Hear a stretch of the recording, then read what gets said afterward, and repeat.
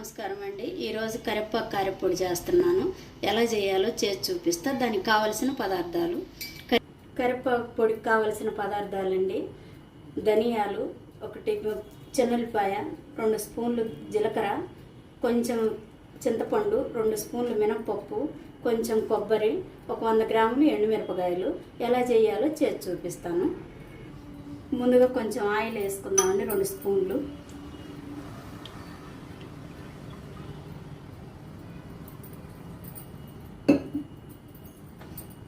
Oil వేడవ్వాలి.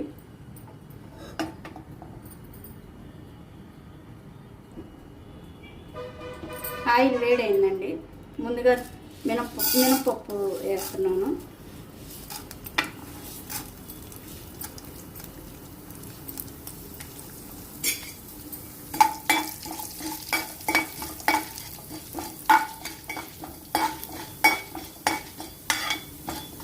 ఇప్పుడు కొంచెం ధనియాలు కూడా వేయాలండి. 2 స్పూన్లు ధనియాలు వేసుకున్నాను.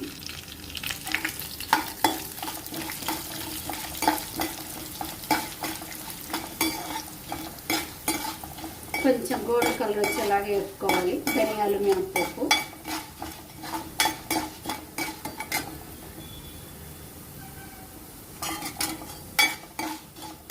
చిన్న మంట మీదనే వేసుకోవాలండి, లేకపోతే మాడిపోతాయి.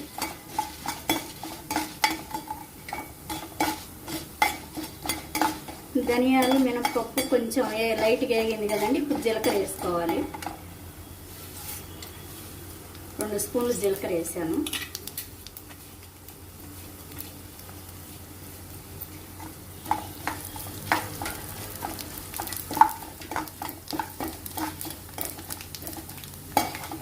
ఇలా కొంచెం గోల్డ్ కలర్ వచ్చేటట్టు వేసుకోవాలి.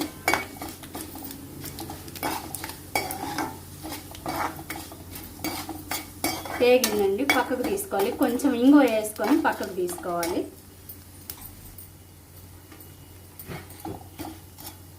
కొంచెం నేను ఇంత ఇంగువ తీస్తున్నానండి. ఇప్పుడు కల్లిప్పు వేసుకొని దింపేసుకోవాలి, పక్కకు తీసుకోవాలి.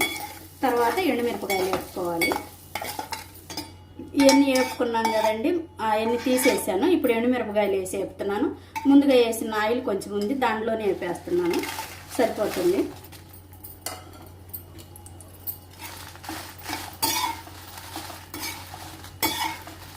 చిన్న మంట మీదనే వేపుకోవాలి, మిరపకాయలు మాడకుండా. మాడితే కారపొడి టేస్ట్ పోద్ది.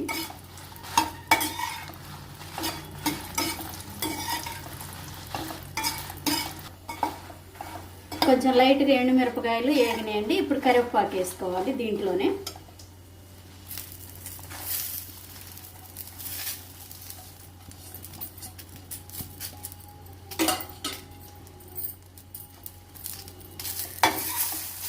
కరివేపాకు అంతా లైట్గా యాగాలి, గలగల అనాలి కరివేపాకు. అప్పటి వరకు చిన్న మంట మీద వేసుకోవాలి. కరివేపాకు, ఎండుమిరపకాయలు వేగిందండి. ఇప్పుడు కొంచెం ఒక 1/2 స్పూను ఆవాలు వేసుకోవాలి. ఎక్కువ వేయకూడదు, కొంచెం ఒక 1/2 స్పూన్ వేస్తున్నాను. ముందుగా వేస్తే మాడిపోతాయని ఇప్పుడు వేసాను. టేస్ట్ కోసం ఆవాలు.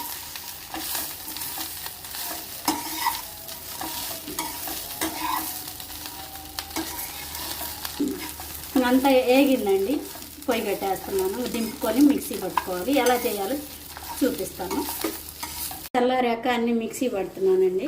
ఒకసారి చేశాక చూపిస్తాను.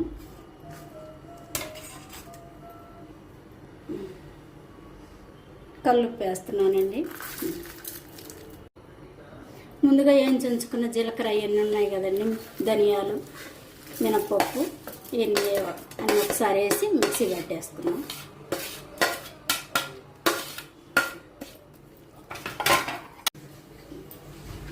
కొంచెం చింతపండు వేస్తున్నానండి. ఇప్పుడు కొద్ది కొబ్బరి వేస్తున్నాను.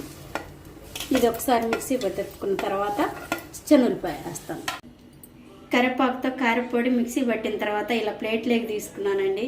వేడి వేడి ఇడ్లీలోకి కారపొడి, నెయ్యి వేసుకొని తింటే చాలా బాగుంటుందండి. ఒకసారి మీరు ట్రై చేయండి.